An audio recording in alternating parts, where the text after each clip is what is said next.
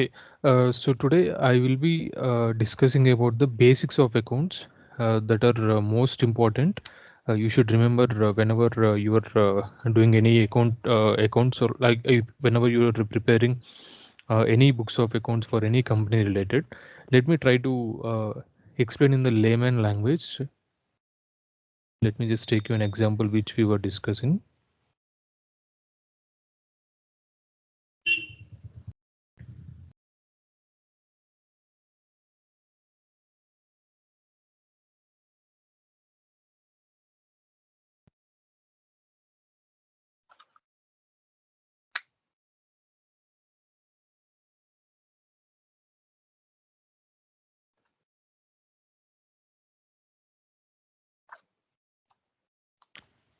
So, can you please confirm if you can see my screen? No, Srinivas, we can't see. Is it?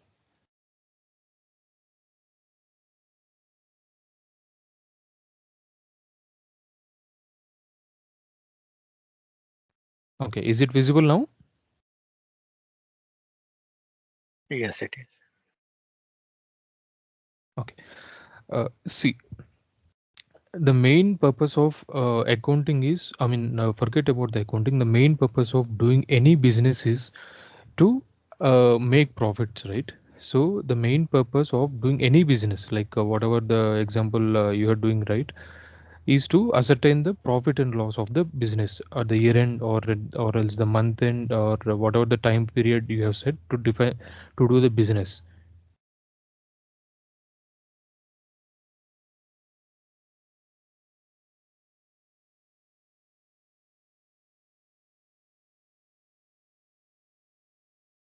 I hope this is very clear that it is very important to know whatever the business that you are doing, whether it is incurring profits, or whether you are getting the profits or loss, and what all assets and liabilities you have, everything. So this is the most important reason. You see, let us assume that you are a business owner, or else you can call it as a stakeholders, or else you may be having investors or whomever it may be, like multiple sources. So what is your job is to show them the reports. Reports in the sense, like that report will explain how is your business going on, and what is your profits, and what is your losses, what is your assets, and what is your liabilities. Just forget whether they know the accounting, or they're not, maybe they're not from commerce background, but still you'll have to submit the report, you'll have to prepare the reports, right? So those, in layman language, we can call them as an reports, but in accounting terminology, we'll call them as a income statements,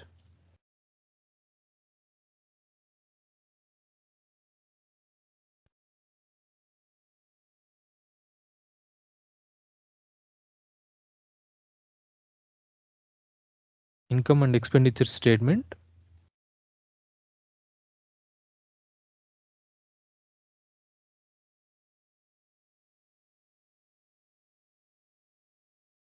and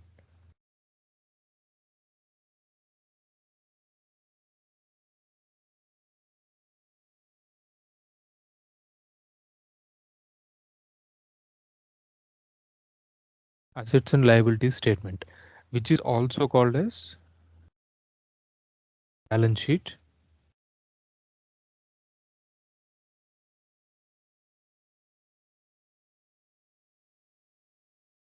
income and expenditure statement is also called, we'll call it as a profit and loss.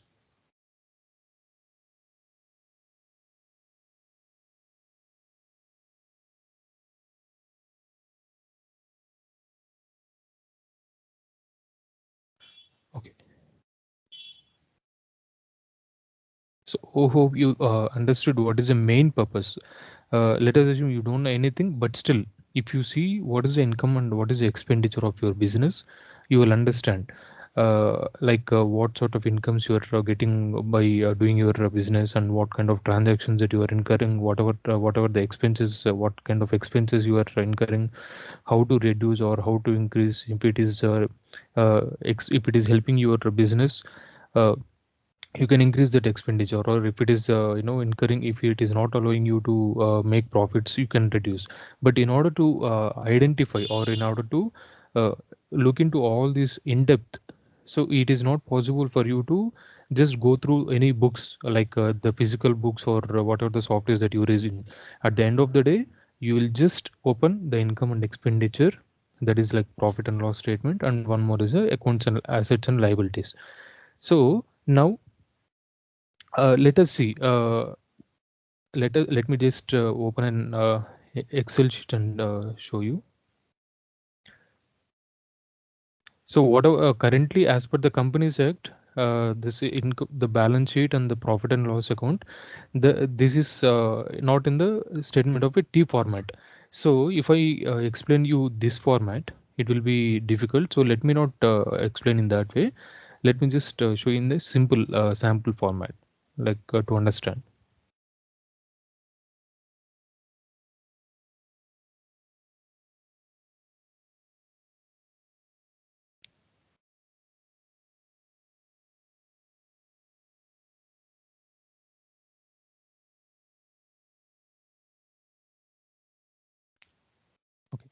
So, while doing the business, let us assume that you have purchased any stationery, or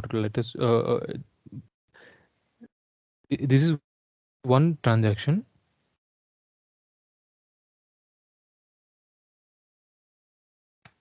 and one more expense would be like rent.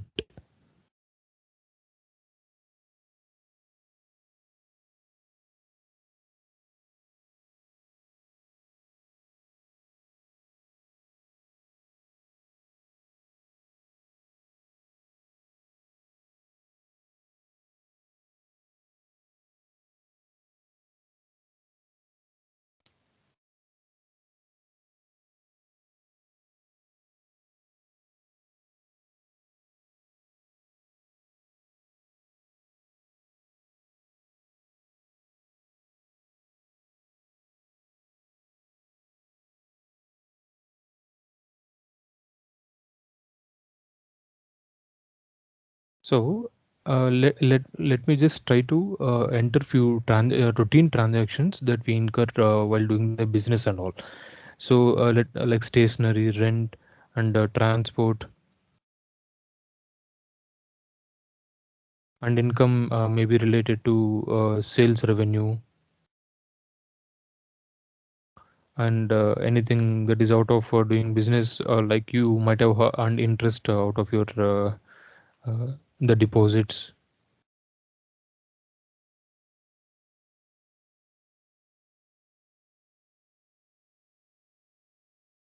Okay, and let us assume you have got a fixed assets, like you got one vehicle. Let's take one vehicle you have, and you have got one machine.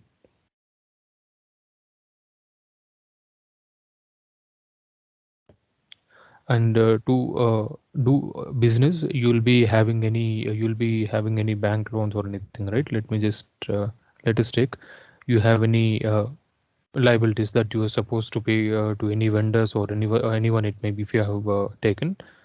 So let us take as a loan. Okay, so let me not get into more depth, like by taking a lot of transactions. So if you understand, if you see the terminology, whatever I have used it, right, these are very generic. It has nothing to do with the accounts, but still it is a layman language. If you see the stationery, rent, transport, the sales interest, and everything, but to identify, uh, in order to, whenever you are incurring you're doing the business, right, you will be doing a lot of transactions.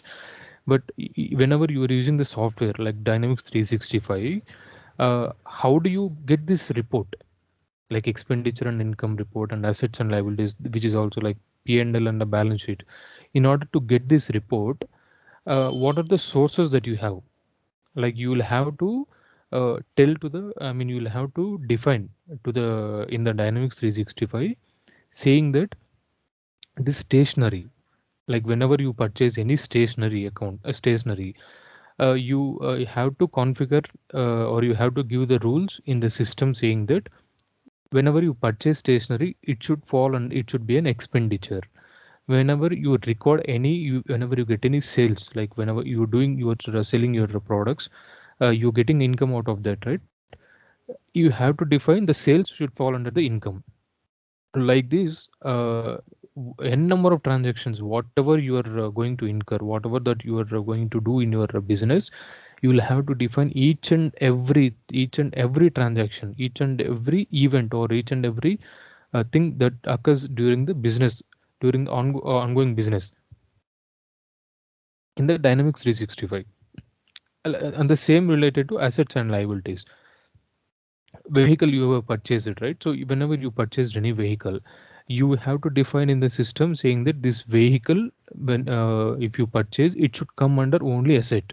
It will not be, it should not come under the expenditure, because asset is something which you have bought for the in the within with the view of using it for long run, like you say, more than 1 year or 2 years or any 3 years. But since the stationery, whatever that you are purchased, right, that you have bought it only for the purpose of doing the business for that particular day, or for over a period of time, say like 1 week or 2 weeks or whatever it may be. It's like daily expenditure, daily expenses. Like we can call it as a working capital. We can use a lot of terms like that. But these assets, it is not like that. If you have purchased this machine, you are not, it is not an expenditure. But whatever the expenses that you are going to incur to, like transport or example, that sometimes, as if it is required, the transport, I mean a few expenses that can be added to the machine, and we can capitalize it. Or else sometimes we can, depending on this like situation, it comes under expenditure. So you have to keep in mind whatever the modules that you're going to do, right? uh, at the end of the day, to make, to prepare this expenditure, income and expenditure and assets and liability sheet, what all accounts that you are going to do, like for example, you got an accounts payable, right? You got multiple vendors. All right, from the vendors, for the vendors you are supposed to pay like every month, or whatever it may be, or like year end. So they so let us assume that you have got some accounts payable balance for that particular year. So by December 30, you see, by December 31st, let us assume like our financial year ends at March 31st, right? On March 31st, the moment you see this assets and liabilities report, you will understand how is the business going on, and what all expense, I mean what all incomes that you have got throughout the year, and what all expenses you incurred throughout the year. But this expend income and expenditure, this is prepared every month. All right, the reason being, every month you should be you'll be having the targets to do the business, right? Whether to increase the sales, or to decrease the sales, or to increase the purchases, or to increase decrease the purchases and all. So all these expenses, like what are the rent, you if you want to decrease or rent, I mean any changes that can be seen, or that can be done, like, or those can be viewed under the income and expenditure. This will be your daily expenses. This is prepared to identify whatever the transactions, whatever the incomes and expenditure expenses that you are getting for doing that for that particular month, or for a week, or anything. But this assets and liabilities, it is not like that. Once you purchase the asset, this will remain in the balance sheet for very long time, let's say 5 years, 10 years, or whatever it may be. But the amount, it keeps changing depending on the depreciation and all. But that those things are different. But this stationery, it is not like that. Stationery, for example, for January month, you might have incurred some, 1,000 rupees.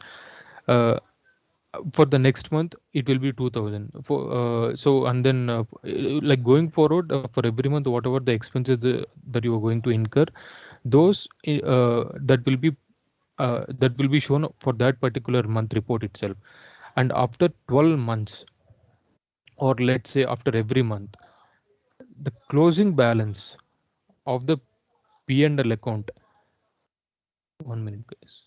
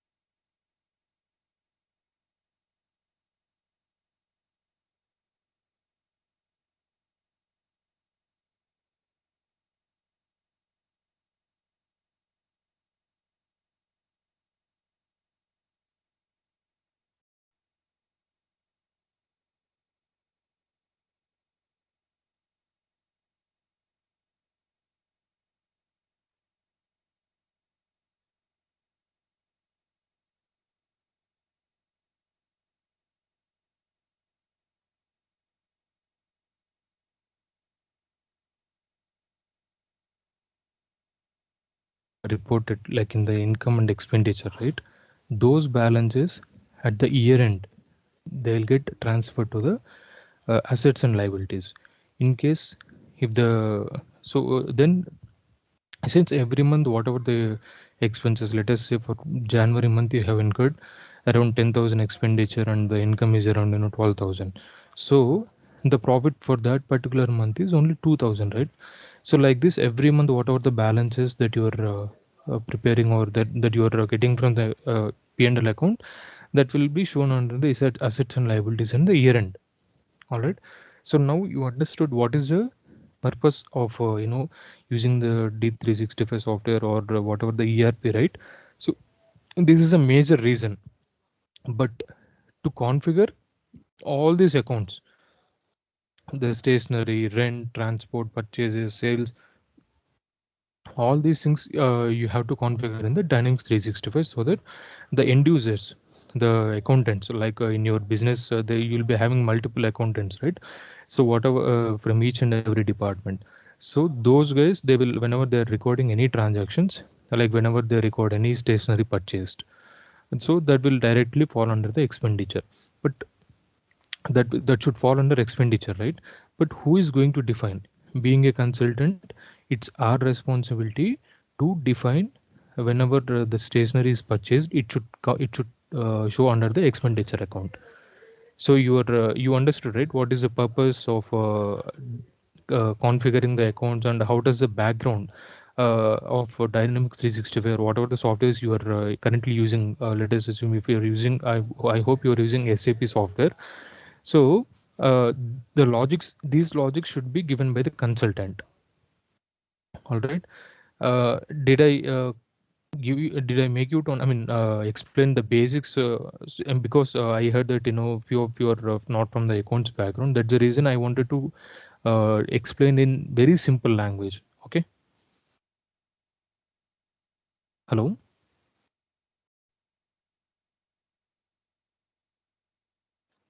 Yes, Srinivas, we can hear you. Yeah, yeah. So Soumi and Pankaj,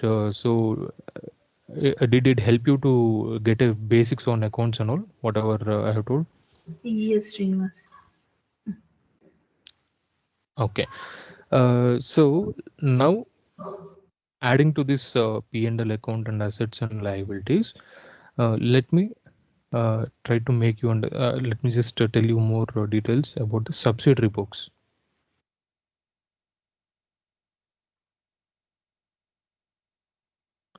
Okay. Okay. Before getting into subsidiary books, so whenever you are whenever you are recording these transactions, right? So sometimes what happens, there might be, for example, under accounts payable, expenses will be there, transport, and this transport. Under accounts receivable, that means while sending the goods to the customer, you will be incurring the transport expenses, and while purchasing the material from vendor, you will be incurring the transport expenses. So in order to define transactions related to a particular department, so we will be having here subsidiary books, or will, as if you remember in the beginning, I have told you, right? Here we'll call it as a modules or anything. Accounts payable, accounts receivable. If it is related to fixed asset, it's a fixed asset. It's like that. So in these are generally called as a subsidiary books or subledgers. You can call it as a subledgers or subsidiary books, like that we'll be discussing slowly how to configure all these subledgers and these ledger accounts and all. So irrespective of whatever the transactions that you are posting under each module, that will directly gets converted depending on the nature of the transaction, whether it is an expenditure or income, or it is an asset or liabilities. If it is fixed assets, books, because in business, even though you might be having these statements, but still you will be having different books. Like when if you purchase a fixed asset, this will be under the subledger or subsidiary book of fixed asset, right? But the balance of this fixed asset will be shown under the asset, and accounts payable balance will be shown under the accounts payable, and accounts receivable, this will be shown under the assets if it is income. So the total balances, the total balances of all these modules or all these sub ledgers or subsidiary books, it will be shown under the assets and liabilities. Okay, so if you understand, so if you're clear with whatever this one, let me just try to let me try to tell you the uh, golden rules of accounting. So I just told you that you'll have to define or you'll have to give certain rules, right? Like whether the stationery is an expense or whether the sales is an income or not. But for that purpose, we need to remember certain golden rules. We generally will call it as a golden rules of accounting.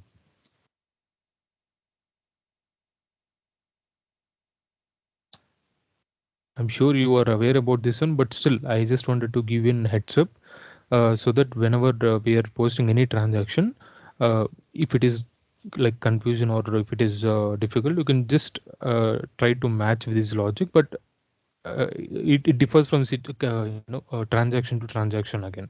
So in order to classify the transactions, like in order to record any transaction, first we'll have to classify them under which account it falls. As you told, this income, expenditure, that's a different.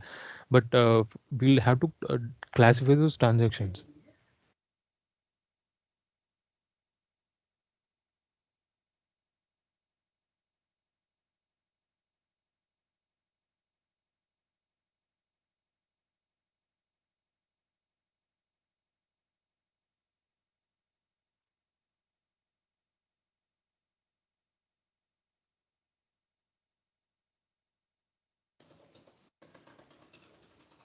So the golden rules of accounting says that we'll have to classify the transactions under three categories.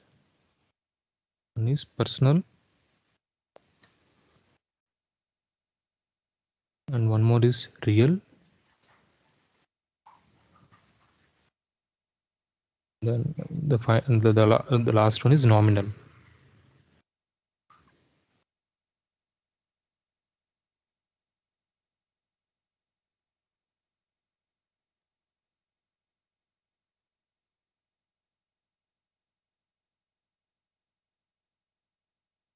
Okay, so person in the sense like let me just take one example.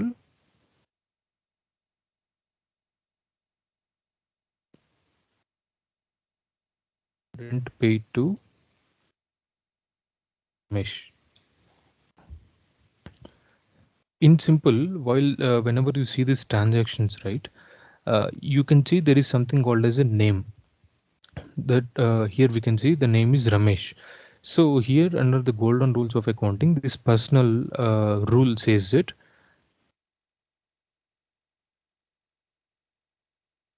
So the journal entry for this rent paid to Ramesh is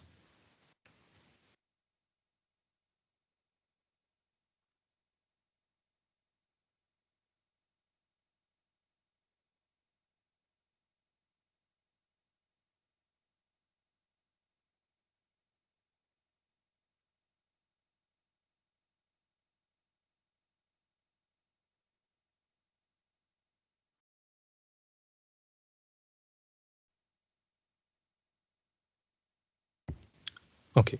So this is the journal entry, right? But why did I post it as a credit, and why did I post rent as an debit? So this logic, uh, the why we have posted Ramesh as a credit, right? That under this golden rules of accounting, under the personal, it will be defined. So and the person will have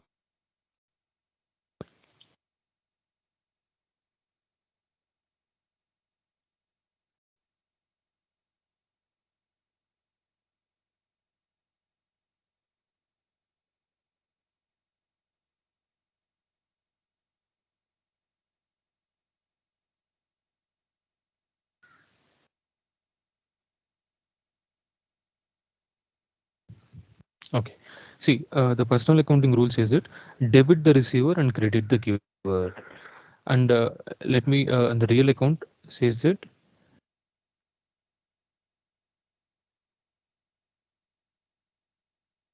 what comes in and credit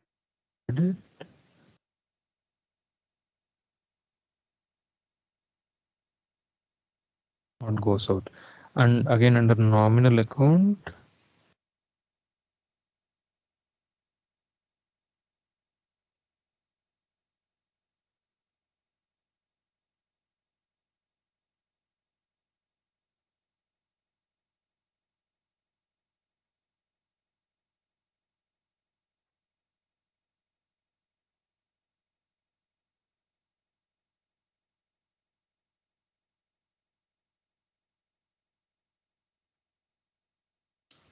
okay. So here let me not make it confused. Rent paid to Ramesh through cash.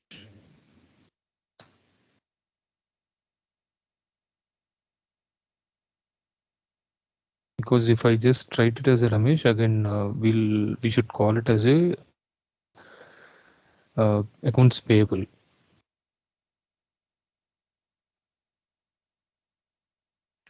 First, let me explain this one.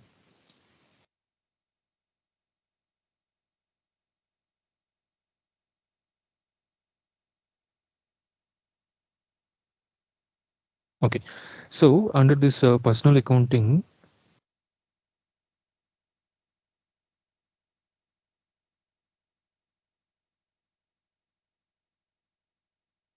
okay, and the personal rule under this golden rules of accounting says that you have to debit the receiver whenever uh, in any transaction whenever you see that the person is receiving the amount, then you'll have to debit, and then whenever you give whenever you see any giver like let me just try to take one example.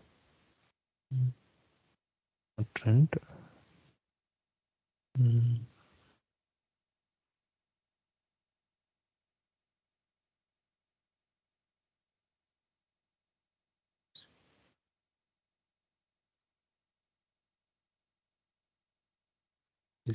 received cash from Ramesh. Okay, so uh, this is one of our transaction which we have incurred in our business. Received cash from Ramesh, that is 1,000 rupees. All right. If you see clearly, let me try to divide this statement into multiple accounts. Let me say, if you see, we have received a cash. The cash is one of the main main event that had happened, and one more is who has initiated this transaction. Ramesh has initiated the transaction. So in this statement, if you see, the cash and Ramesh plays very important role. So since we have to record this transaction, since we if you want to record this transaction in a proper accounting system, let us try to apply which of these above rules will be applicable to this transaction. Credit the giver and debit the receiver. So as per this rule, who is the giver here? Ramesh. So Ramesh account will be credited.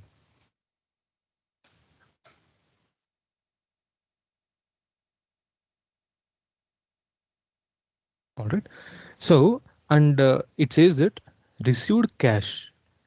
What did we receive? Cash we have received, right? And under the real account, it says that whatever that comes into your business, whenever you are doing while doing the business, right? Whatever it may be, anything, it may be cash, inventory, fixed assets, or anything like whatever you receive, whatever it comes in. Uh, Here, if you see, we have received the cash, right? So under this real account says that whatever you received that should be debited. So let me try to add this as a cash account debit.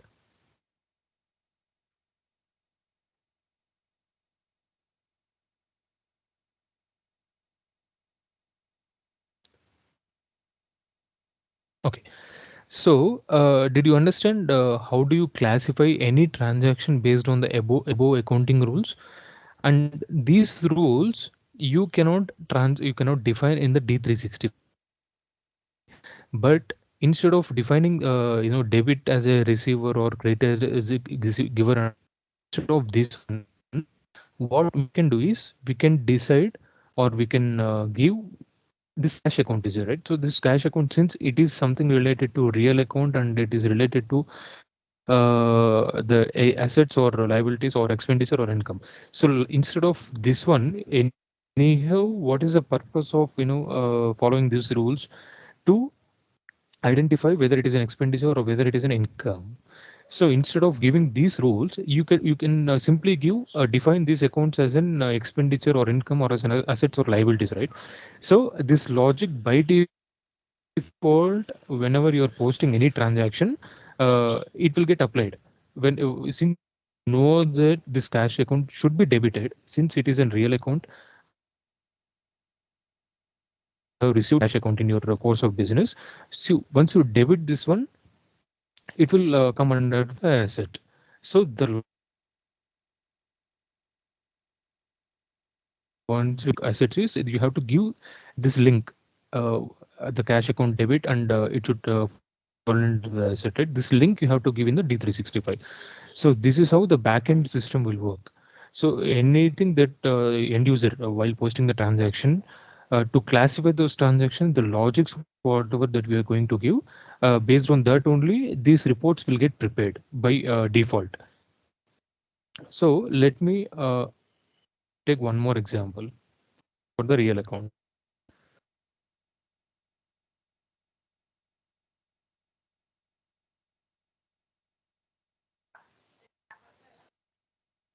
Purchased machine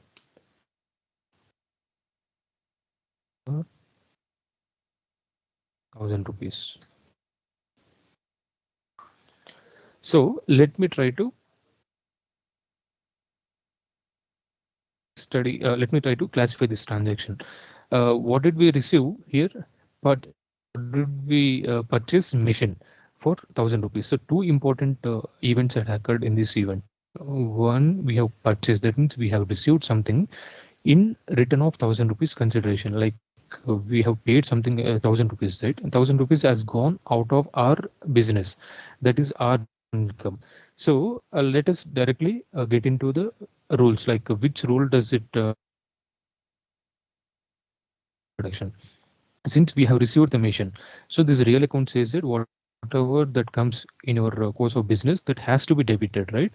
So let me try to debit the mission.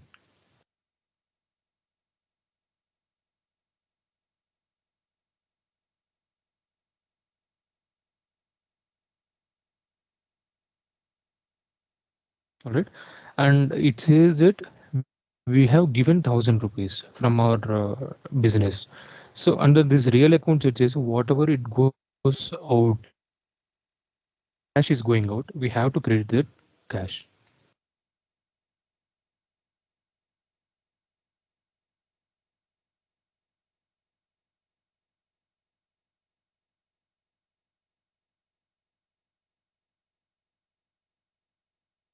Okay, so uh, one of your end user, whenever he wants to post this transaction, he has to give machine as a debit and cash as a credit, right? But whenever you post this machine as a credit and to cash as a credit, since this machine is a asset account, so this directly gets posted under the assets and live assets and the cash. When since it is going out, if you have the cash balance here, since even cash is a general asset account, right? So that will get reduced from this asset. So the logic, the reason why it gets debited and why it gets asset increased or why it gets reduced and all this configuration we have to give in D365. So let me take one more example for the nominal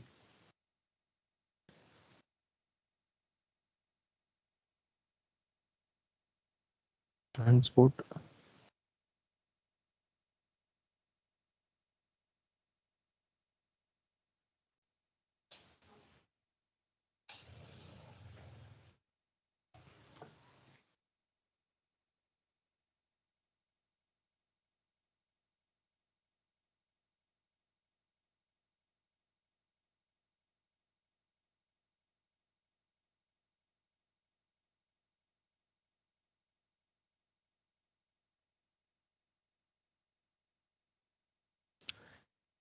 So in the same way, here what happened, if you see, two events has happened in this transaction. One is you have used the transport, and for the usage of the transport you have paid around 1,000 rupees. So you in order to record this transaction, since transport, whatever the amount that you have paid to sell goods or for any of your doing the business, since this this will form as an expense, right? So the rule says that you have to debit this expense. So what you are going to debit? Transport, right? Transport.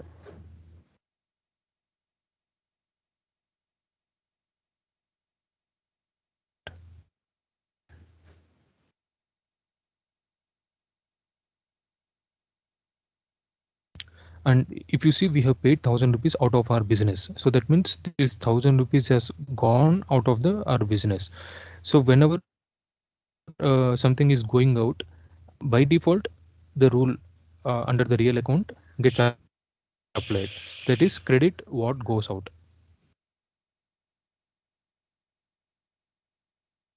Since here cash is going out,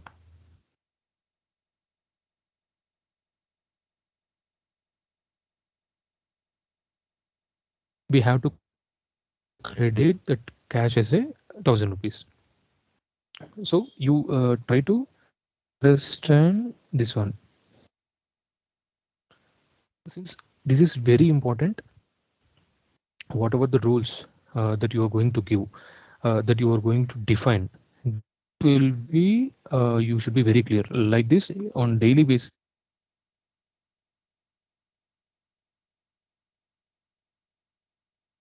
You should be also define or any of your end users, like let us say you have got 10 or 20 accountants. It is not possible or it is not advisable for them to understand all these logics like debit the receiver, credit the giver, all these things. It is not required or it is not necessary for them. See, since being a consultant, we have to uh, define the logic, which the events that you're for whenever there is a transaction has happened, what kind of account should get affected while posting the transaction. The linkage that you are going to give, that will be very important. Okay, so now did you understand why we need to configure the financial? If you remember in one of your our previous class, we have discussed about the account, the financial dimensions. Even that is also something related to classifying the transactions. How did you classify the transaction? Like Ramesh account, cash account, or my machine account, or transport account, branches, all these things and all. So everything step by step you will have to incur. So let me try to this expenditure and all. Let me explain in the Dynamics 365 where you can see this the main account categories. So did you understand these basics, guys? Can you please confirm? Yes, Srinivas, it's clear. Yes, Srinivas, it's clear.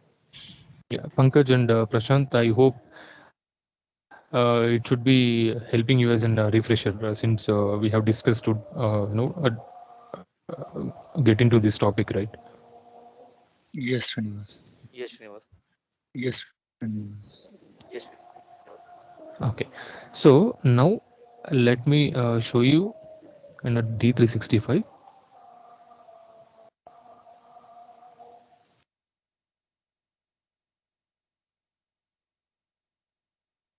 Hello, Srinivas.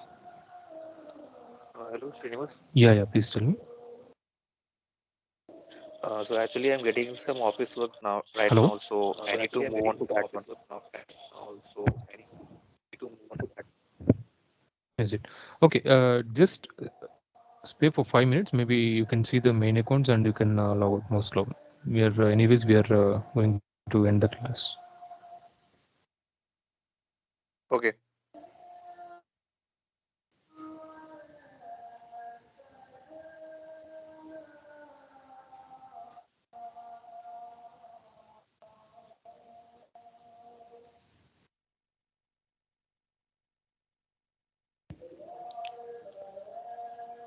Okay, it's like 45 minutes. Let me not take more time. See, what I have explained is this one, right? We need to classify all these transactions, right? So that logic will be giving under this one.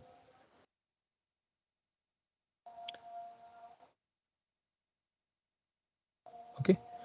So in depth, I'll explain it later. But the main accounts I was telling, right?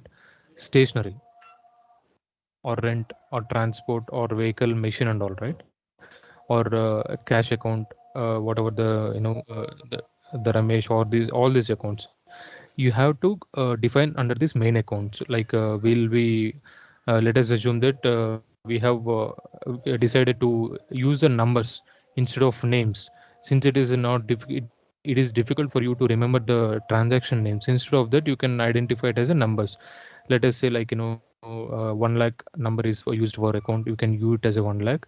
And then the cash, for example, the cash account is there, right? 1 lakh.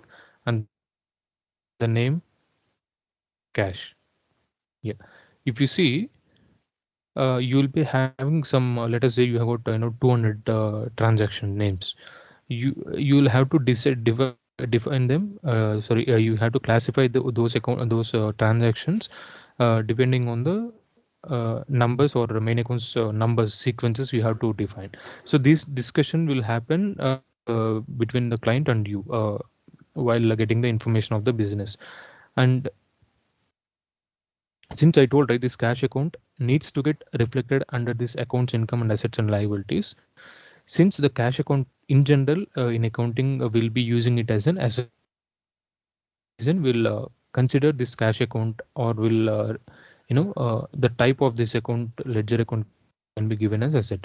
In the same way, if you see transport, let us assume you are creating a one main account for the transport. Since transport is an expense for us, right, you can classify or you can give the transport as an expense account. In case if you don't if there is something like which is not related to particular expense or something, it you can give it under the P&L account. And if it is something related to sales revenue, whenever you sell any goods to any of your customers, right, you will get you will get the revenue out of sales. If you are creating a sales account, so that sale can be given under the revenue. All right. In this way, you can classify whether it is a P&L, revenue, expense, the balance sheet, or asset and liabilities. But one thing, kindly remember, this total and reporting, these two uh, are used only for the purpose of totaling, getting the total balances. For example, you have got some 20 assets. All right. So for 20 assets you have created 20 ledger accounts. Let us say for for a lorry account, bus account, and the car account. Like this, you go created 20 assets. But for all the balances of those 20 accounts, you need one balance, right?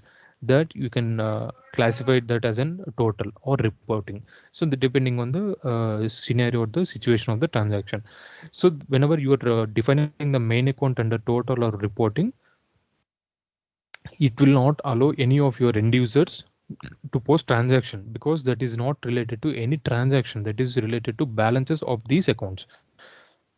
Let us assume that you have got 10 different types of revenues to your ongoing business. All the total balances of all those 10 different businesses, it comes under the total revenues account. Like expenses also, like you got hundreds of expenses, but total of all those 100 different for all those expenses, we can create one total expense. All right. So this is how we have to classify the main accounts, whatever that we're doing on daily basis. So while discussing about the main accounts, then I'll in depth I'll explain you what all these fields and all everything. Okay. So this is what I just wanted to explain for today. Okay. So let me stop recording here, guys.